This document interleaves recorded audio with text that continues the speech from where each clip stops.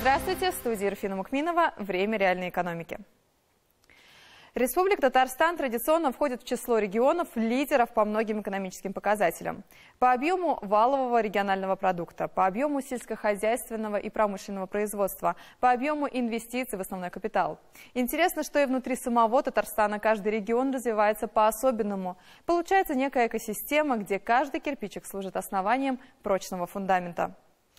Давайте посмотрим на экономическую карту нашей республики. Казань. Этот город не просто столица, но и крупный промышленный центр. Здесь развивается нефтехимия, строительство, машиностроение, торговля и туризм. Созданы все условия для ведения крупного, среднего и малого бизнеса. Здесь же рядом колыбель инноваций, IT-технологий и науки – Иннополис. Двигаемся к юго-востоку – Альметьевск и Лениногорск. Здесь находятся крупнейшие месторождения. Соответственно, развивается добыча нефти и попутного газа. Восточная часть республики – Камская экономическая зона, где развивается машиностроение, нефтехимия и нефтепереработка. К Камскому кластеру относятся крупнейшие промышленные центры – Елабуга, Набережные Челны, Нижнекамск. Также во всех районах республики хорошо развито сельское хозяйство.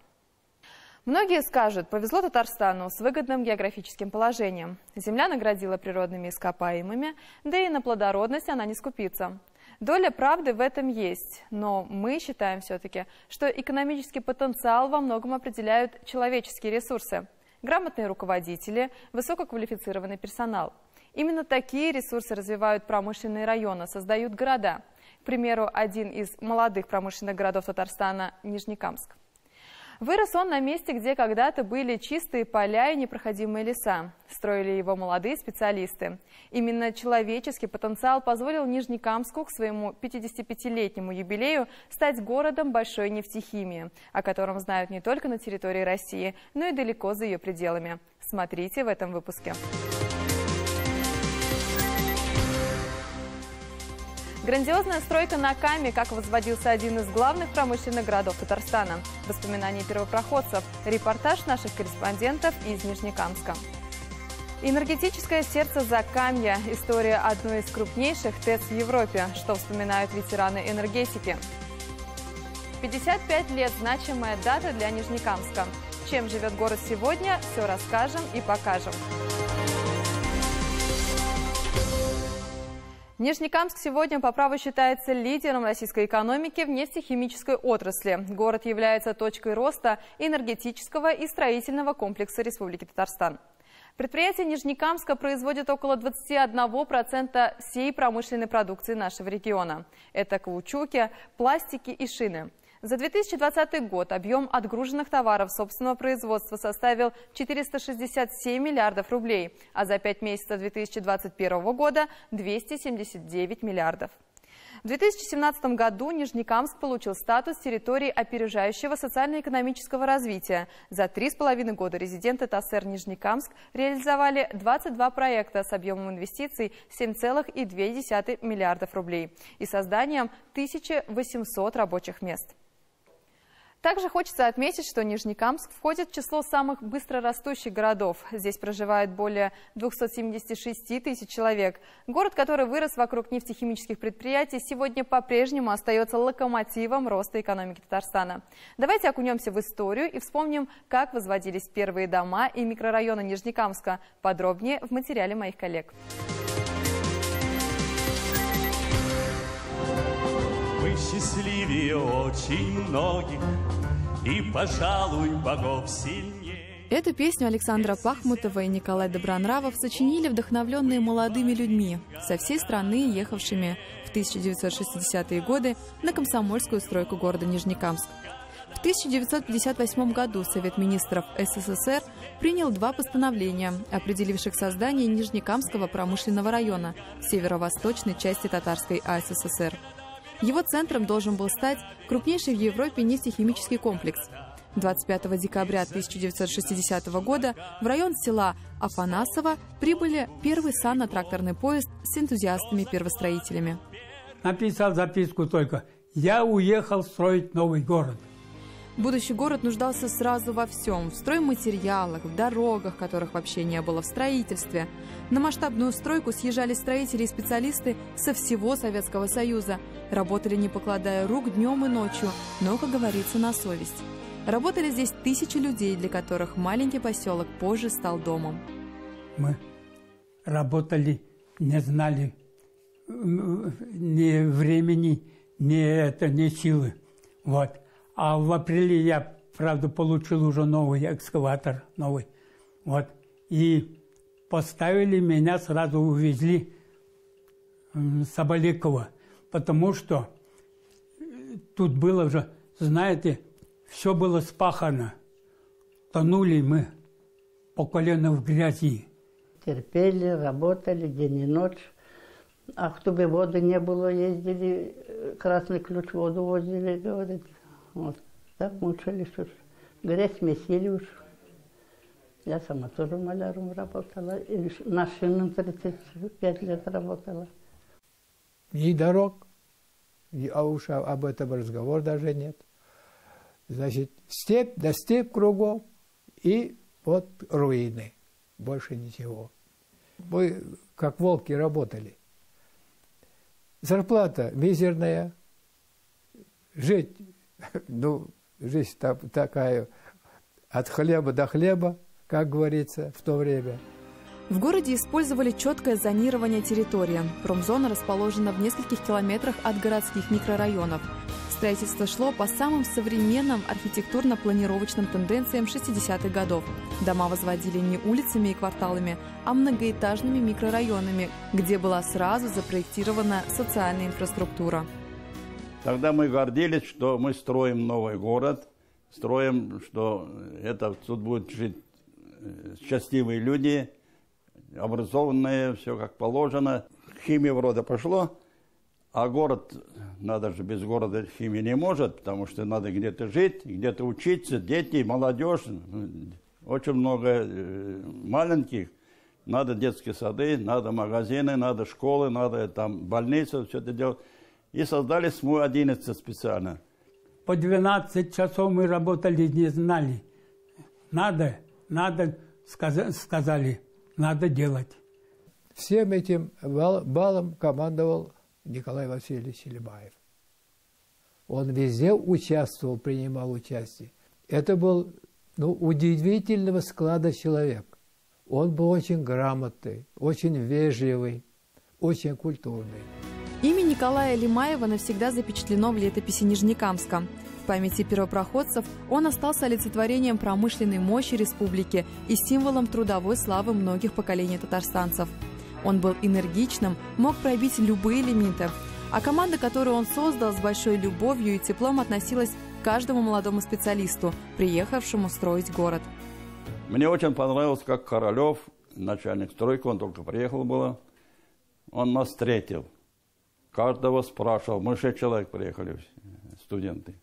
Каждого спрашивал, как родители, как вы учитель, в общем, о нашей судьбе. Поэтому мне понравилось, я деревенский парень, так мне это понравилось, что он как бы защищает нас, как бы нас воспринял хорошо. Поэтому я после окончания института уже не думал о том, что куда-то надо ехать. С 1961 года в течение 9 лет было построено 596 тысяч жилых квадратных метров. Город нефтехимиков рос стремительными темпами. Одновременно кипела работа в промышленной зоне. Люди все приезжали и приезжали в новый город. Для его жителей не было ничего невозможного. Вырастали турбины Нижнекамск-нефтехима, ширились площади Нижнекамск-шины. Для обеспечения этого промышленного узла энергией и теплом была построена крупнейшая в стране теплоэлектроцентраль – Нижнекамская ТЭЦ-1. Для молодых специалистов этот город давал не только надежду, но и возможности. Нижнекамск – это школа жизни. Это школа настоящей жизни. Я очень много получил. Кто я такой? Молодой специалист. Вышел оттуда через 20 лет, меня направили поднимать Менделеевский район. Я очень довольна, что мы попали в город Нижнекамск. У нас там столько друзей, мы общаемся до сих пор. живут по телефону, поздравляем друг друга.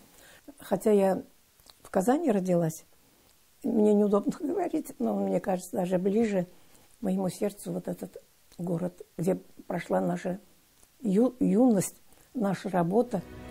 Эти непростые годы строительства Нижнекамска все наши герои вспоминают как самые счастливые в своей жизни. Гуляя по современным улицам города, их сердца наполняет гордость. Ведь это они, юные и совершенно неопытные люди, смогли построить замечательный город, широкие зеленые проспекты, мощные заводы. Я вот в Лениногорске, когда уехала, плакала. Думаю, как я туда поеду, что там. А после часто думаю, ладно, мы уехали. Ходим по городу и радуемся, что такой прекрасный, чистый, зеленый город построили. Я люблю и буду любить город Нижнекамск. Он у меня в сердце, у меня супруга тоже очень любит Нижнекамск. Моя семья все любит Нижнекамск. И желаю я, конечно, процветания. А жизнь здесь продолжает кипеть и не стоит на месте. Осваиваются новые территории, город развивается. Его история еще пока очень коротка, но каждый житель города на Нижнекаме гордится своей родиной. Он знает, что все еще впереди. Города берет, смелость города берет, смелость строит города.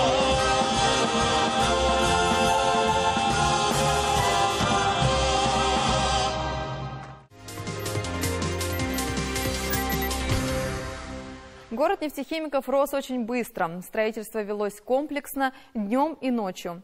Вместе с жилыми домами строились детские сады, школы, больницы, магазины и спортивные площадки. Стремительно возводились заводские корпуса. Было понятно, что будущему нефтехимическому комплексу и растущему рядом с ним городу необходим свой источник электроэнергии.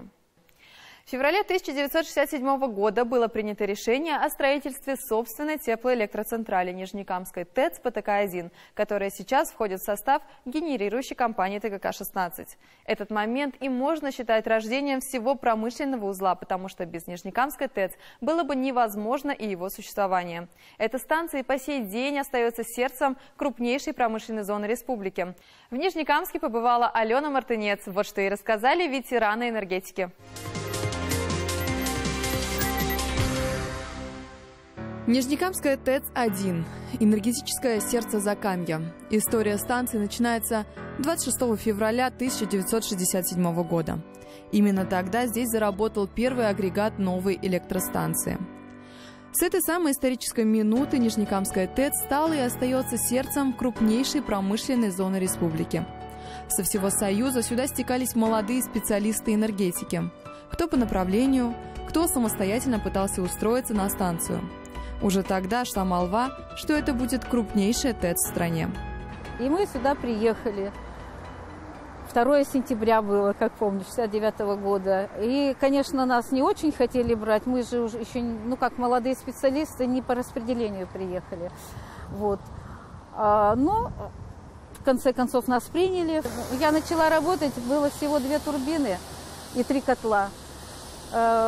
Сначала с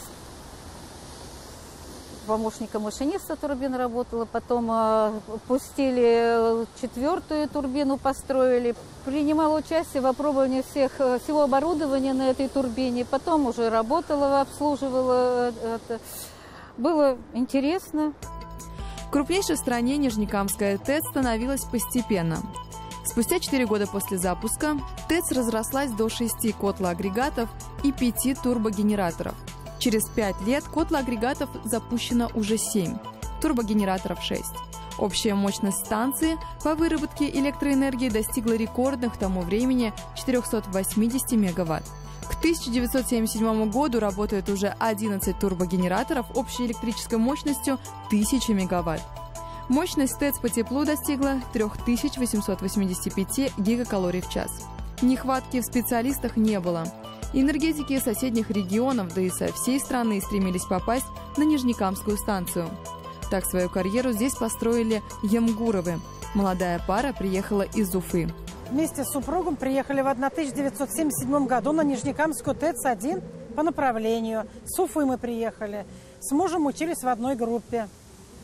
Приехали сюда, химический цех номер 2. Как раз ТЭЦ строилась вторая очередь. Мы принимали непосредственное участие в пуске химического цеха номер 2. Вы знаете, энергетика всегда была на престижной профессии. Мы, энергетики, химики оба с мужем, сюда приехали как на самую хорошую станцию. Тогда в то время говорили, что самая крупнейшая станция в Европе она у нас была. Вовсю шло строительство, было очень интересно. Но 78-й год вспоминаю, все мы там жили сутками жили на станции. Очень было морозно, особенно вот на Новый год, под 40 градусов. Вообще даже думали, что город останется вообще без тепла, без электроэнергии. Но Нижнекамская ТЭЦ-1 продержалась. Энергетики в то время работали по 12 часов в сутки, не жалея себя.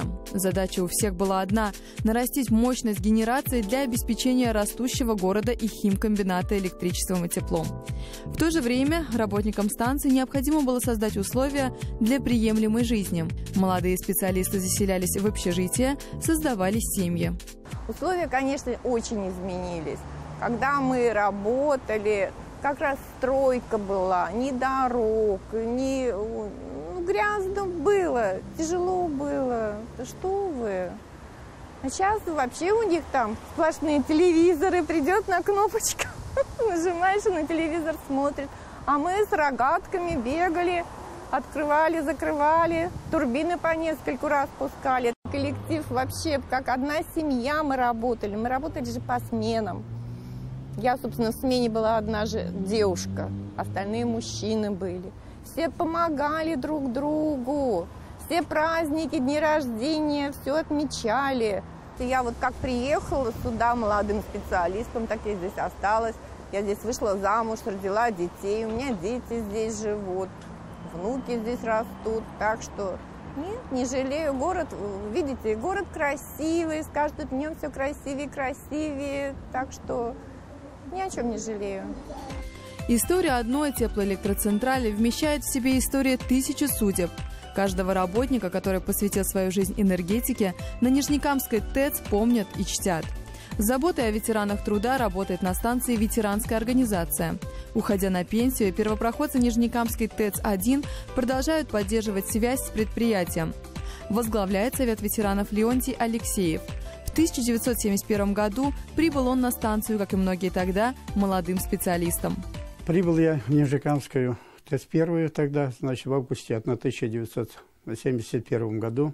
Устроился в электротехническую лабораторию электрического цеха электромонтером. Но проработал я там, значит, 16 лет. Когда я пришел на Нижнекамскую ТЭЦ, мы, значит, в декабре, 22 декабря пустили 5-й турбогенератор. Ну и в дальнейшем, значит, работал уже в этом в электроцехе в лаборатории, значит, до избрания заместителем председателя профсоюзного комитета Нижнекамской ТЭЦ. В тесном сотрудничестве с профсоюзной организацией Совет ветеранов старается поддерживать бывших работников станции. Руководство компании ТГК-16 чтит традиции и ценит людей, благодаря которым выросли крупнейшие в России теплоэлектроцентрали. Выделяются льготы на лечение, оздоровление, а при необходимости материальная поддержка в трудных жизненных ситуациях. Такая организация нужна, и не просто нужна, а очень нужна, я бы сказал. Вот на примере нашего предприятия и на примере нашего Совета ветеранов я могу сказать одно. Все ветераны, все пенсионеры, которые вышли из нашего предприятия, находятся под пристальным вниманием нашей вот этой ветеранской организации. Первостроители станции – люди активные. Они сохраняют связь с бывшими коллегами, встречаются, дружат с семьями. А предприятие поддерживает их в этом. Организуются праздничные мероприятия, экскурсии, встречи. Сегодня Совет ветеранов компании ТГК-16 – это хороший пример, как нужно относиться к старшему поколению. Хотелось бы, чтобы все предприятия республики хотя бы частично переняли этот опыт. Особенно в преддверии Дня пожилых людей давайте поздравим всех ветеранов труда и пенсионеров. Скажем им спасибо за тот вклад, который они внесли в развитие нашей республики. Как мы и говорили в начале программы, во главе экономического успеха любого региона стоят люди. Вот и для Нижнекамска главной ценностью остаются его жители. Администрация района и города Нижнекамска продолжает развивать инфраструктуру для комфортной жизни горожан. Предприятия же организовывают комфортные рабочие места с достойной заработной платой. При этом практически все крупные предприятия города сохранили социальные гарантии для работников. Это и выплаты, и возможность получения льготного жилья. О том, чем сегодня живет Нижнекамск и как он отметит свой 55-летний юбилей, расскажем прямо сейчас. В этом году Нижнекамск отмечает свой 55-летний юбилей. Столица нефтехимии – это его неофициальное название. Именно здесь сконцентрирована химическая мощь промышленных масштабов. Сегодня Нижнекамск является точкой роста экономики Республики Татарстан. Мы сумели получить статус территории опережающего социально-экономического развития, куда вошло 21 резидент с объемом инвестиций порядка 7,5 миллиардов рублей и созданием 2000 новых рабочих мест, которые реализуют различные проекты, связанных с разноотраслевыми производствами. Создано 2 индустриальных парка. Это китайско-российский индустриальный парк «Пионер», в котором работает 3 резидента. Объем инвестиций составил 1,5 миллиарда рублей. И промышленный парк Нижнекамск, который площадью 54 гектара. Там на сегодняшний день у нас 13 резидентов, которые инвестируют 4,5 миллиарда рублей в свои производства. Предприятия Нижнекамска оказали большую поддержку в период пандемии коронавируса. Организовывали производство средств индивидуальной защиты и антисептиков, помогли медицинским учреждениям республики. В сфере здравоохранения наиболее значимым событием стало строительство приемно-диагностического отделения на территории Нижнекамской центральной районной многопрофильной больницы. Несмотря на экономические сложности, по плану были отремонтированы операционный блок, хирургическое отделение. Сейчас идет второй этап ремонта хирургического комплекса. Только 5% нашего населения выезжают за пределы города для получения специализированной медицинской помощи. Сегодня Нижнекамск достаточно самодостаточный, то есть и конкурентоспособный город, который оказывает всю практически необходимую медицинскую помощь здесь, на территории города. Продолжается капитальный ремонт образовательных учреждений. В рамках национального проекта образования открыты центры цифрового и гуманитарного профиля. В 2022 году в Нижнекамске появится полилингвальный комплекс «Адымнар» и инновационный инженерный лицей. Это будут школы совершенно нового формата по содержанию и наполнению, по инфраструктурному развитию и образовательной составляющей.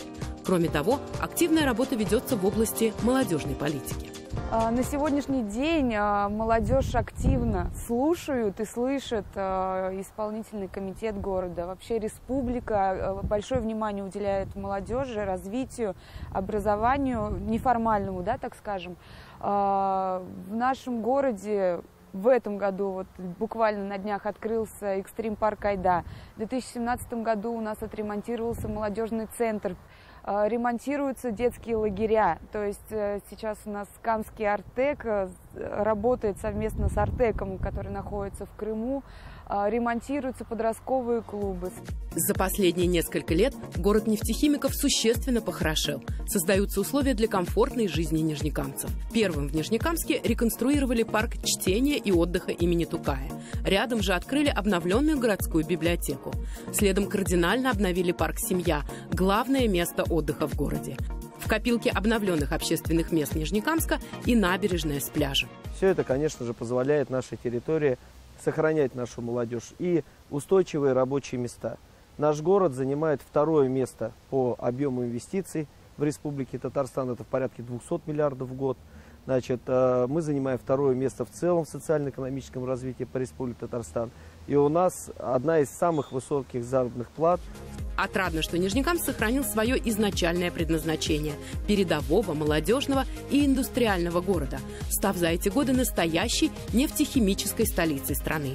Успешное развитие и благополучие города – это совместный результат труда всех нижнекамцев. Конечно же, мы живем в содружестве со всеми социальными, так скажем, направлениями в работе, и образование, и социальная защита, школьники, спорт, культура, молодежь – все в одном едином целом. Вот эта командность, объединяющая нас как раз любовью к городу, она наверное, присуща Нижнекамску. Нижнекамск остается одним из самых молодых и красивых городов республики и является неоднократным победителем всероссийского конкурса «Самый благоустроенный город России». Здесь проделана масштабная работа в сфере строительства и капитального ремонта жилья, городских дорог и внутридомовых территорий. Все эти меры направлены на решение главной задачи – повышение качества жизни граждан. Дорогие нижнекамцы, вместе мы строим наше будущее и украшаем наш город. От коллектива Нижнекамск ТЭЦ-1 сердечно поздравляем вас с юбилейной датой нашего города. Желаем здоровья, счастья, успеха и мира. С днем рождения, Нижнекамск!